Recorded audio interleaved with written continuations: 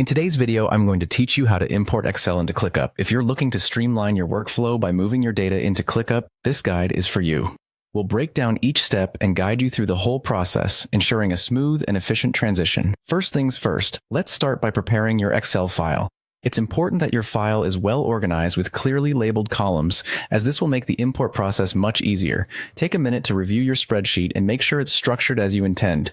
Once your Excel file is ready, we can move on to Clickup. Next, log into your Clickup account. If you don't have one, you'll need to sign up, which is a quick and straightforward process. For those of you already familiar with Clickup, just sign in with your usual credentials. Once you're logged in, you'll need to choose the right workspace and space where you'd like your data imported. Think of the workspace as the overarching project and the space as the specific area within that project where your data will live.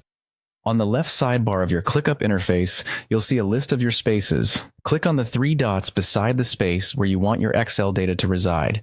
These three dots will reveal additional options. Hover over Create New, which will expand a submenu with various options. From this expanded menu, you'll select Import, and then you'll find Import Data. This will open up additional settings related to bringing external data into Clickup. At this point, you'll need to specify that Excel is the source of your data.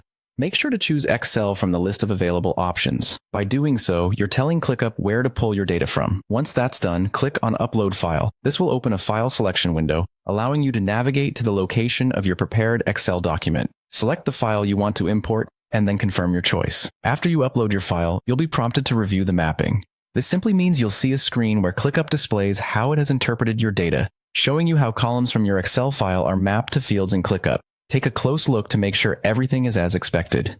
This step is crucial because proper mapping ensures that your data is accurately represented. Finally, when you are satisfied with the mapping, go ahead and click Import. Clickup will then begin importing your data, and depending on the size of your file, this may take a few moments. Once the import is complete, your data will be available within the space you selected.